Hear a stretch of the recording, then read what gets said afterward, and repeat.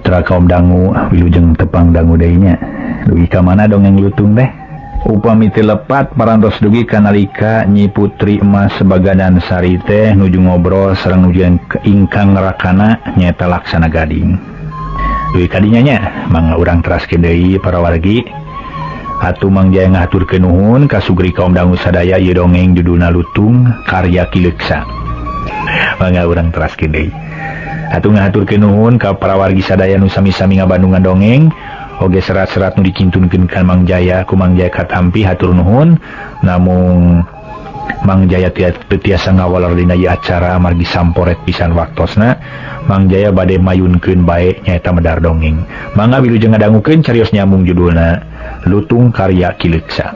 Harita sabada Nyi Putri ngebrehkeun sagarupa eusi hatena nyebutkeun ngarasa sedih hatena hirup di eta nagara teh atuh lajeng nu janten nerakana Laksana Gading cumarita heueuna sedih teh sedih kunaon boga kahayang rakana naros bari curing hak socana melong ka Ratu Emas Baganan Sari laras kakak kuring teh aya kahoyong hayang naon rakana bari nyedekeun atuh Nyi Putri teh rada geumpeur batan ngajawab kalaka olohok tungtungna tumenggung Laksana Gading teh ngagak-gak gumujeng ngaraos lucu ku polah nu jadi saderekna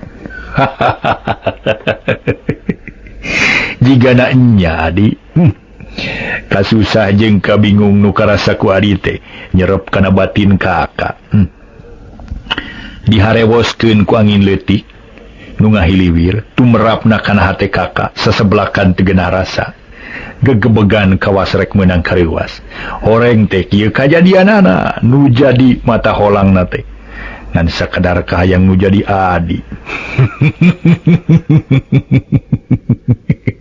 aneh memang aneh ieu mah da hayang naon nu jadi adi teh hayang naon sok caritakeun ka kakak wakcakeun masing balaka ulah disumput salinu sok caritakeun hayang naon Nyi Ratu Emas Baganan Sari tacan ngawalon anjeunna kalah kabingung ditaros kitu kudu jadi lanceukna ari sabab kapalaina beda jeung nu jeung biasa teu akur jeung batur ieu mah kahayang nu sifatna pribadi najan menta kanu jadi lanceuk moal nyanyumponan sabab ieu mah lain mangrupa barang cocoan lain jirim keur nyumponan kahayang nu gampang tapi lami-lami mah Nyi Putri sadar ieu najan kumaha bae oge kudu terang-terangan kanu jadi lanceuk sabab memang geus diniatan sejawak cabalaka pikeun ngurangan katugeunah hate nu sesak minuhan dada jeung hate ieu maksud abdi teh kakak nu dipika hoyong teh lain mangrupa barang paeh lain cocoan atawa pangabutuh keur sapopoe tapi kahayang teh nu beda jeung nu sejen teu umum jeung nu loba tapi wajar sarta moal disebat mah hiwa lamun ku kuring dibejakeun ih nah obat hararese teuing pok geura terangkeun nah hayang naon adi teh hayang nagara dipanggieunkeun padukuhan anu anyar gampang soal eta mah ieu padukuhan urang duakeun keur adi sabelah nu belah kaler keur kakak sabelah nu belah kidul saur tumengung Laksana Gading dari anaker tilebareun ngaduakeun padukuhan oge demi keur nu jadi adina demi ngabelaan kapalai nu jadi raina tapi teu matak bungah pikeun Nyi Ratu oge sabab eta lain nu dipikaharep lain nu dipikaharep malah kalah karumenghap ciga nu kagok hari teu nyarita geus kitu mah pok deui haturan karakana hatur nuhun kakak eta maksad teh kalintang sayana kuring bungah nu taya papadana gungah kabina-bina aya paripaos lir kagunturan madu ka urugan menyan putih geuninganan kanyaah nu jadi kakak ka abdi mereka lintang pisan ageungna tapi dale sanes eta nu ditedak kakak lain kitu nu dipika hoyong ieu mah aya deui nu liana hor nah naon atuh sok buru-buru terangkeun ka kakak kakak kuring teu geunah hate teu tentrem pikir sabab kuring teh parawan geus meujeuhna boga salaki lagi sawawa cekrep sepuh oge tapi kakak Nyi Ratu Emas Baganan Sari tekebat sabab rakana gumujeng tarik ngagak-gak bakat ku Sugema.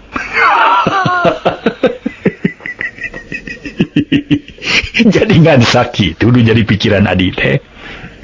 Nuhun kakak. Sabab batur mah ngopak ngaranginang. Ari kuring meyem cau, batur obyag karawinan ari kuring teu payu. Batur di baju hideung ari kuring kabaya bae. Batur mah dipikatineung kuring mah sorangan bae. Tah kitu nu janten emutan teh kakak.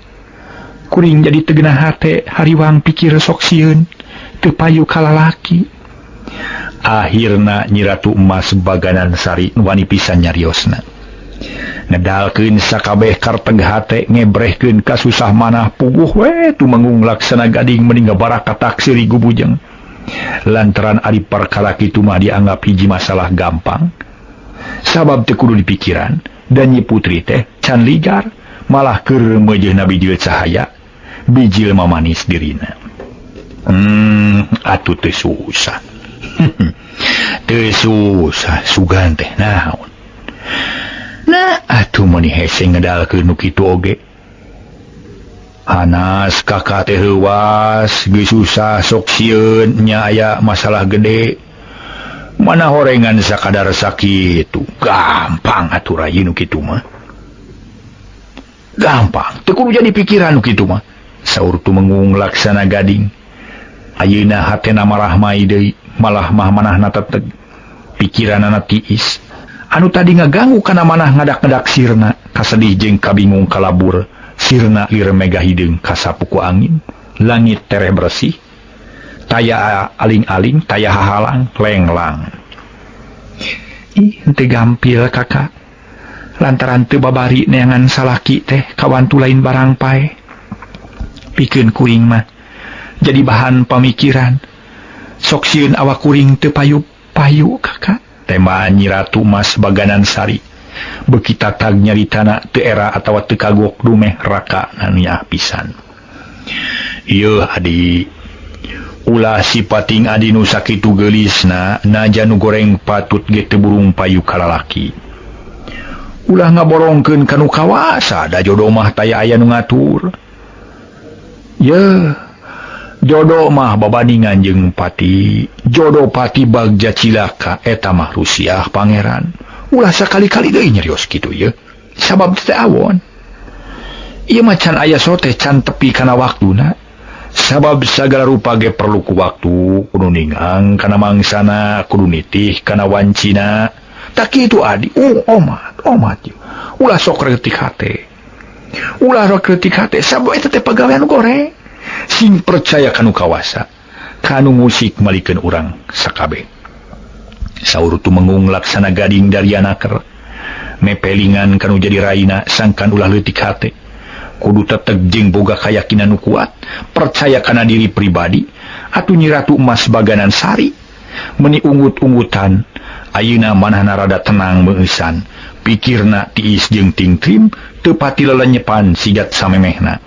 Ngan keukeuh panasaran hayang terang kana perkara nu hiji hayang jelas rupana hayang nanya karakana nu memang jero pangalamanana. Nuhun teuing kakak kuring nampi kana amanat kakak anu sakitu matak nyerepna kana hate sabab kaharti jeung karasa boro-boro nu geulis najan nu goreng patut ge payu ngan kuring can yakin nah ari nu ai kuring teh geulis. Nah kuring teh lenyang. Ari adi puguh we geulis mah kakak mah reueus boga dulur nu sakitu herangna nu sakitu mencerangna. Nah naon nu kurang dina diri adi teh sing eueuh nu kurang saeutik ge nyampak di dinya geus meunang ngatur nu kawasa ulah rek leutik hate. Sabab dina diri hidup teh loba pisan keunggulan lamun dibandingkeun jeung nulian. Tah kulantaran kitu kurnia ti pangeran teh ulah dilalaborakeun. Tarimakeun ku hate nu ikhlas, syukuran jeung mangpaatkeun kana jalan kahadean, ngan kudu dibarung ku hate nu suci. Ulah hiri dengki jail kaniaya, ulah popoyok jeung nganyerikeun hate batur. Sing sabar tawakal sing kuat nahan dodoja. Ai rupa hidup teh geulis. Jeung lenyang deui tangtungan hidup teh. Ye, geura papaesan ku hate nu hade. Eta pamun teu anu geulis tangtungan nu lenyang teh geura papaesan ku hate nu hade. Pikir nu bersih, rasa nu utama. Geulis ulah beungeut na wungkul. Malah geulis rupa kudu geulis kapikir-pikirna jeung ati-atina. Lenjang awak kudu dibarengan ku lenjang mana. Sing geulis luar jero, sing jelenjang sagala-galana. Ulah geulis beungeut na wungkul, sabab mun kitu sok matak jadi baruang. Kudu saimbang antara pikir jeung rupa, hate jeung diri kudu sajajar. Tak kitu keur nambahan kagelisan adi mah. Dari rupa mah moal nguyang, kagelisan moal kudu meuli. Kabeh geus nyampak dina diri adi. Ngan hate jeung ngerasa kudu dikuatkeun deui. Lahir batin kudu utama tah sakitu ti kakak mah. Saur tumengung laksana gading beuki leleb mapatahan kanu jadi adina. Nu keur luak leok mamanahanana. Lir pucuk awi katebak angin. Tapi ayeuna mah geus teteg deui lantaran dibebener kudu jadi rakana.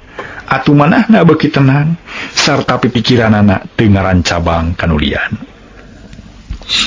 Hatur nuhun kakak, kuring sejang ngestokeun kana eta amanat. Tapi kedah kumaha atuh ayeuna teh? Naon anu kudu dipilampah ku kuring?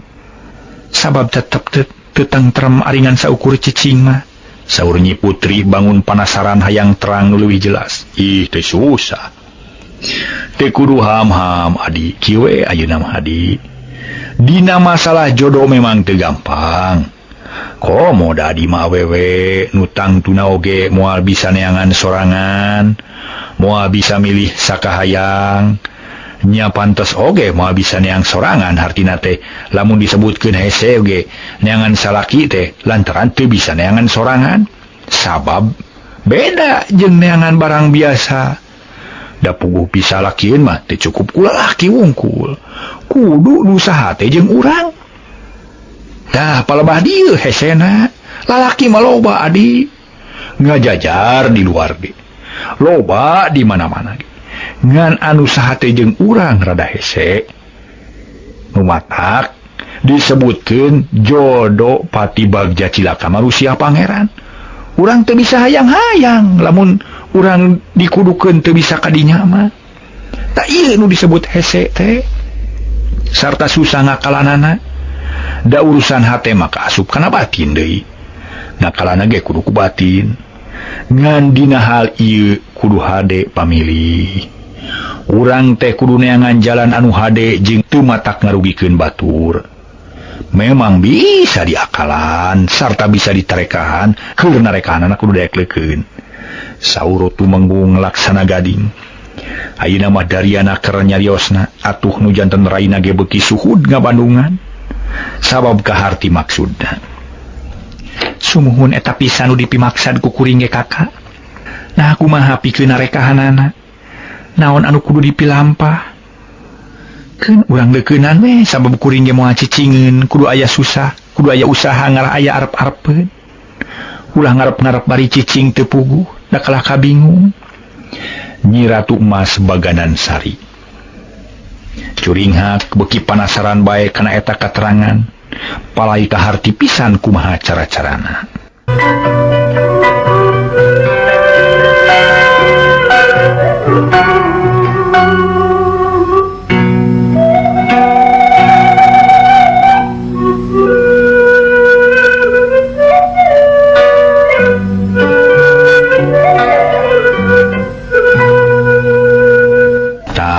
Ayeuna rek Bandungan. Kakak rek cacarita ngeunaan eta. Urang pedar nu leuwih jelas. Sangkan kaharti jeung babari di jalan keunana kieu geradi. Lamun kitu carana kudu perih, kudu prihatin, kudu daek ngisat salira, ulah hayang senang-senang salirana. Sabab datangna karamat sapaat jeung kabagjaan batin kudu dibeli ku pagawean-pagawean nu sifatna nyingkahan haliah dunya. Ngajauhan kesenangan lahiriah.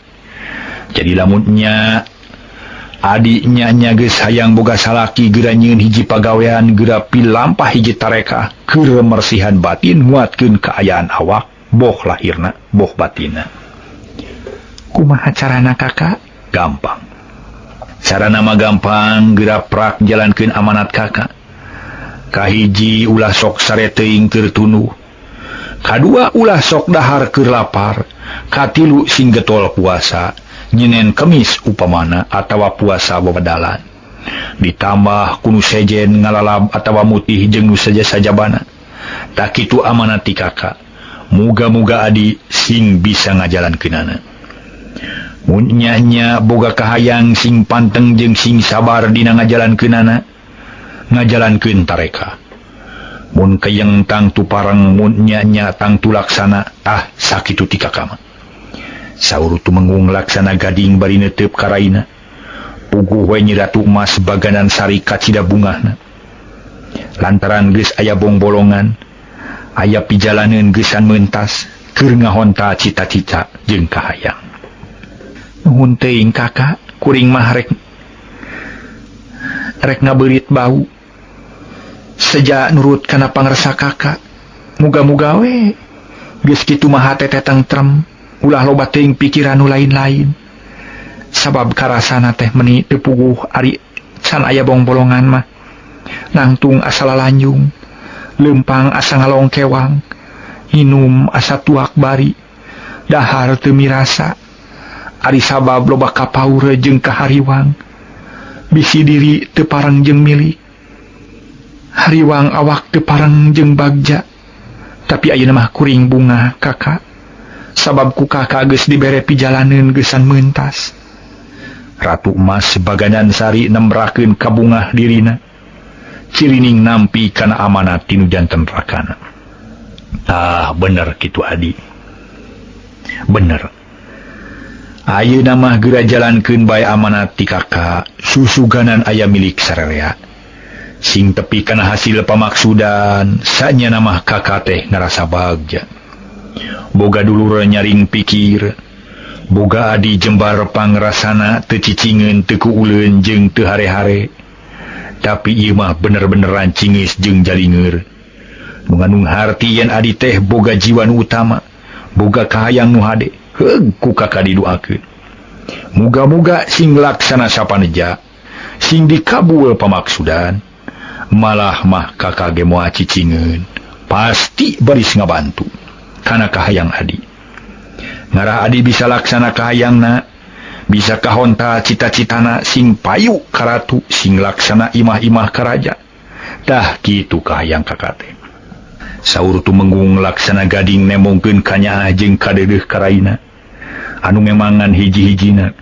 Anjeunna reueus jeung ngarasa bagja kagungan saderek nu sakitu endahna, keur geulis teh hatena nyaring deui. Puguh we hal ieu teh teu kurang-kurang matak bungahna pikeun Nyi Ratu Baganan Sari. Sabab beuki kuat kayakinanana, beuki pageuh cecekelanana sarta percaya kana kakuatan diri pribadina, da geuning kakana oge kitu.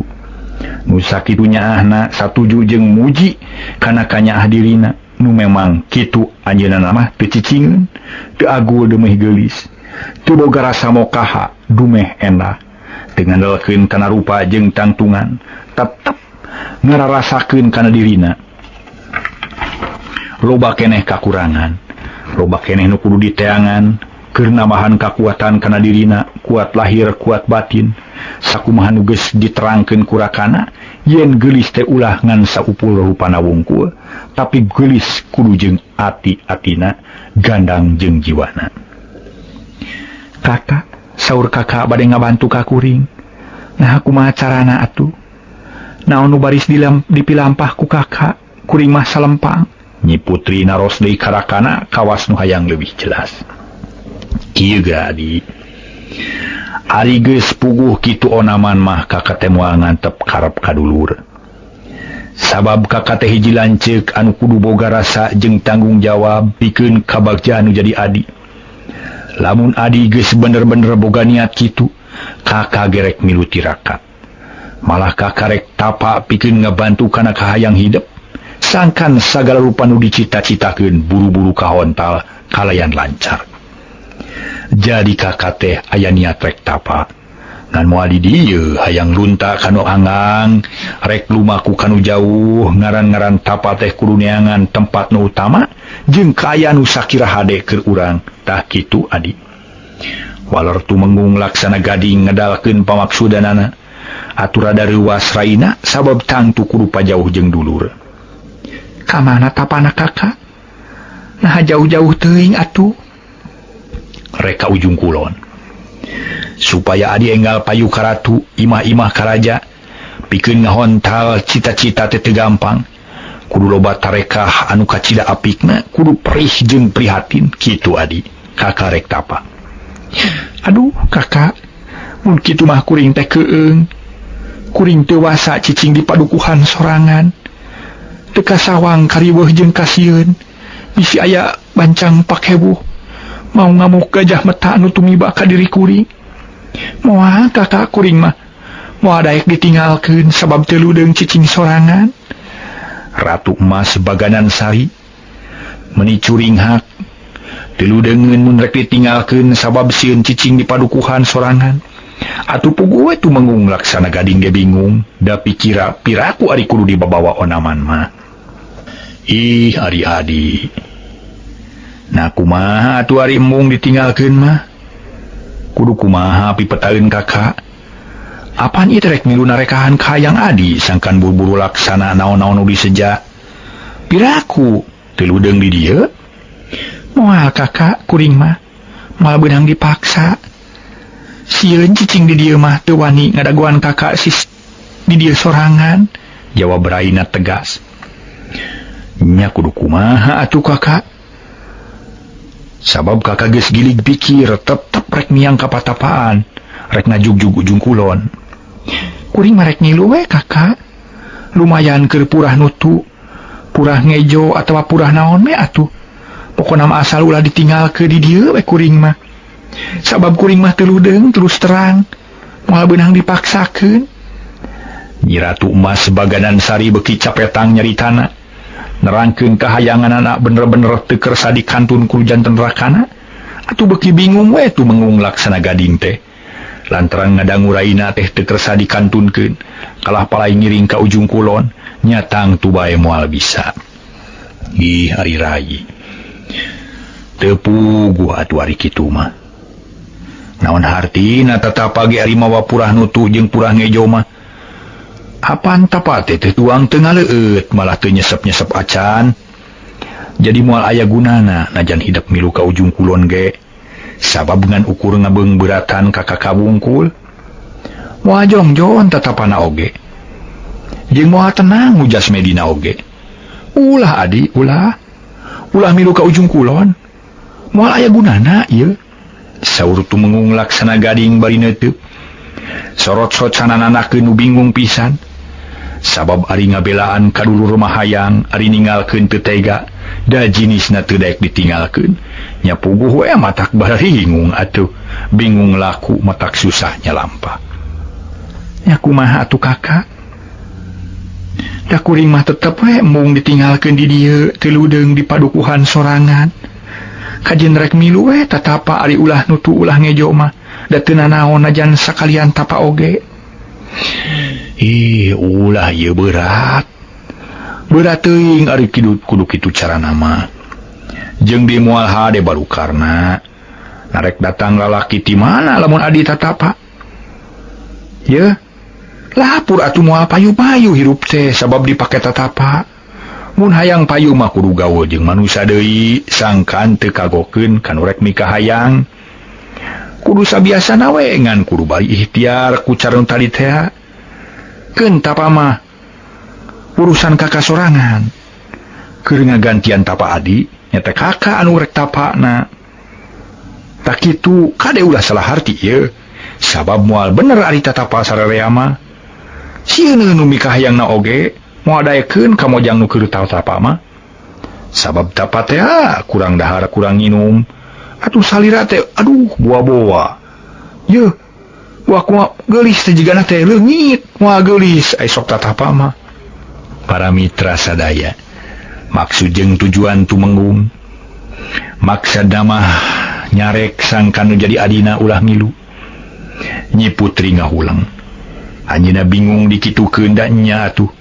Sanurek mikahayang mun manehna tapa jeung deui tapa teh sasat. Ngisat sagala. Di tempat nu singkur moal pagabeungih ku jajaka geus tinang tu jodoh teh kalah kabeuki jauh ari di bawah tapa. Moal tereh datang. Aduh. Ngalah tila para mitra. Duka mun tatapana bali nonton India di Kuning Ayu. Aduh. Tatapan bari nonton India duka ye. Ya kudu kumaha atuh kakak, da kuring mah keukeuh we teu ludeung lamun kudu ngadagoan di dieu mah. Kumaha carana sangkan bener sarerea? Kakak kudu tak cacap tatapa, kuring kudu tumanina cicing. Saur Nyi Ratu Emas Baganan Sari bari mencerong karakana, nuju ngahulang mikir. Kieu ayeuna mah adi. Lamun keukeuh jeung keukeuh mah tuludeung sorangan, nya taya halanganana. Ngan moal bisa ari milu ka patapaan mah, da meureun moal aya hartina. Jadi ayeuna mah urang teh neangan jalan sejen bae, nu sakira bisa nyumponan ka hayang sarerea. Kakak bisa tapa atuh adi bisa cicing sorangan. Carana kudu idit sarerea ninggalkeun padukuhan, keun beda aya pagawe nu ngurusna mah. Nuhun atuh kakak, kuring bingah. Ari kitu mah carana. Tapi kumaha atuh carana? Nah bisa indit babarengan bari jeung beda tujuan. Kudu ka mana ari kuring atuh? Sabab di dieu ulah cicing, ka ujung kulon ulah ngilu. Rek dikamanakeun disangsangkeunana. Ratu Emas Baganan Sari naros deui. Sabada Ratu Emas Baganan Sari cumarios, atuh tumengung laksana gading nyarios deui kalayan darianaker. Ayeuna mah kieu bae, adi. Urang ngadeuheus ka dulur urang nu aya di nagara marga Cina. Sabab urang teh boga keneh dulur anu misan, pernah lanceuk ka anjeunna teh. Nyaeta kahiji Kakak Gagak Kalanajaya, kadua Gajah Tarunajaya, nu katilu Nyi Ratu Emas Malanggirarang. Taeta teh kabeh ge dulur urang nu misan sarta kacida nyaheunana ka urang duaan. Da kitu adi. Kumaha kaharti sakitu? Saur tumengung laksana gading bari neuteub. Paroman rada marah mai lantaran geus aya pijalaneun geusan ngarengsekeun masalah. Nuhun upami kitu mah atuh. Urang teh gaduh keneh dulur misan. Hayu atuh urang ka ditu ka nagara marga Cina. Nanging kumaha petana kakak? Eta mah kumaha kakak bae. Keun di ditu nama urang badamikeun heula jeung Kakang Gajah Tarunajaya. Piraku tinulungan ka urang anu keur sakieu susahna. Sabobreka saha deui lamun lain ka dulur mah. Ih, muhun atuh kakak nanging bade iraha miosna. Ih, ulah dilila-lila. Ulah isuk pageto ayeuna pisan urang mangkat ka nagara marga Cina. Sabab ayeuna hade waktuna moal matak boga galakuan jeung rasa sadiaan urang indit poe ieu. Saur tumengung laksana gading ngajurungkeun dangdan karaina. Atuh teu baha Ratu Emas Baganan Sari teh pok anjeunna ngawaler. Unjuk sumangga kakak, kuring sajadangdan heula. Sasadiaan pikeun miang ka nagara marga Cina. Ayeuna mah kuring ngarti memang kudu kieu carana. Sangkan usaha ninggang dihasil permios atuh kakak bade dangdan heula. Kitu saur Ratu Emas Baganan Sari. Bral adi, bral. Muga-muga sing lancar sakumaha nu dipikaharep. Biradang dan sing utama sing rapih jeung tarapti sababah kalumaku rada jauh, bakalia rada anggang. Baris ninggalkeun padukuhan Cihanjuang sagayonggong. Keun weh teu kudu melang, sabab urang perlu berjuang. Sumuhun, kakak permios. Bral, da kakak gerek dangdan. Para mitra sadaya.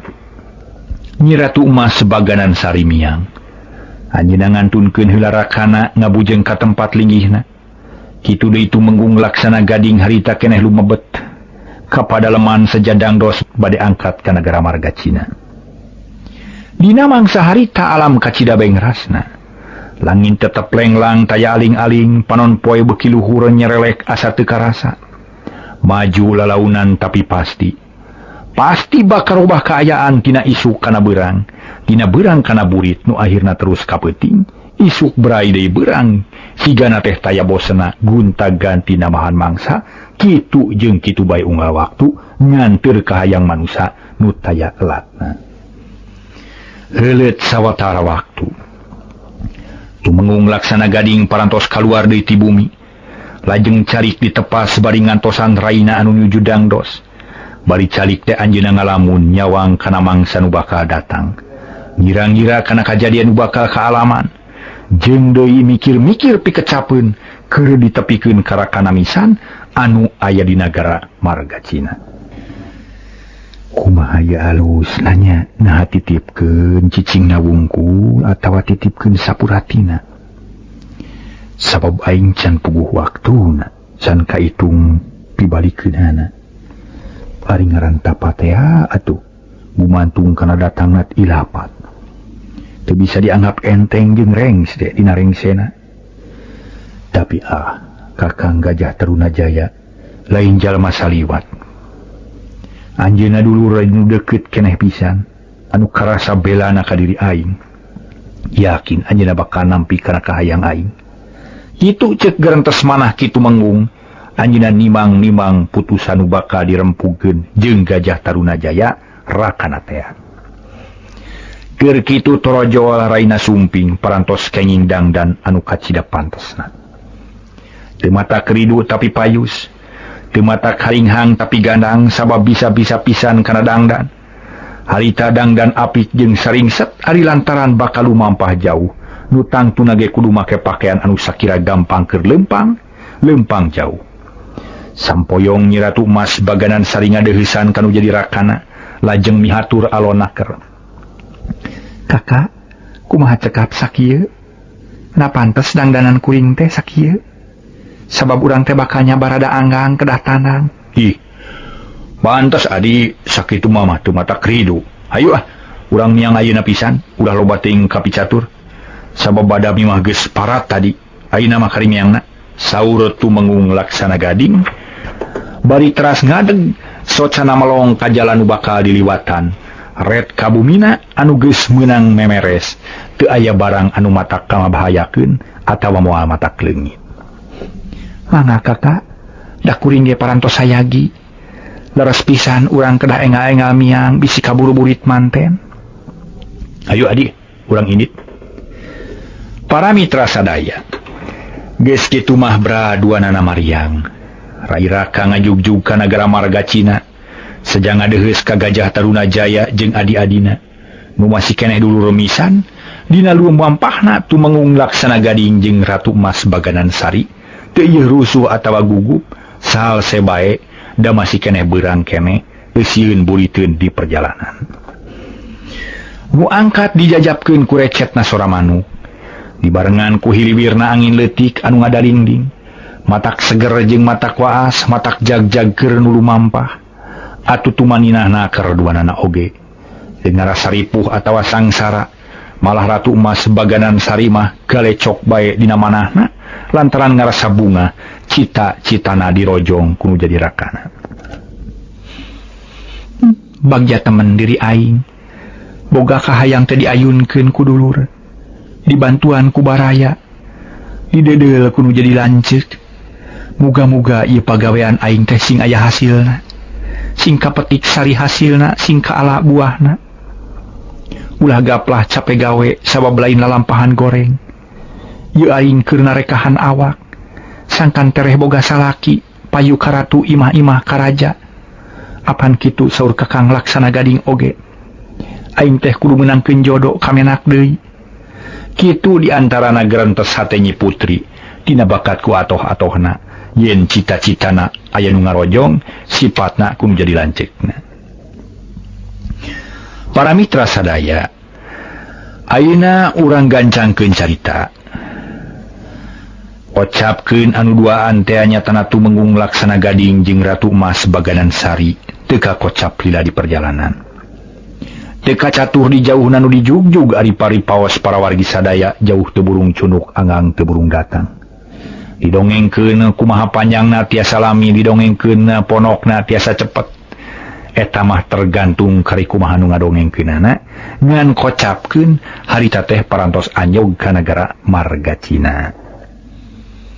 Harita rai rakana tingkat tayap ngadeuketan bumi panglinggihan Gajah Taruna Jaya terusuh tegagabah bisi pribumi keur eueuh reg tumanggung laksana gading ngaraneg.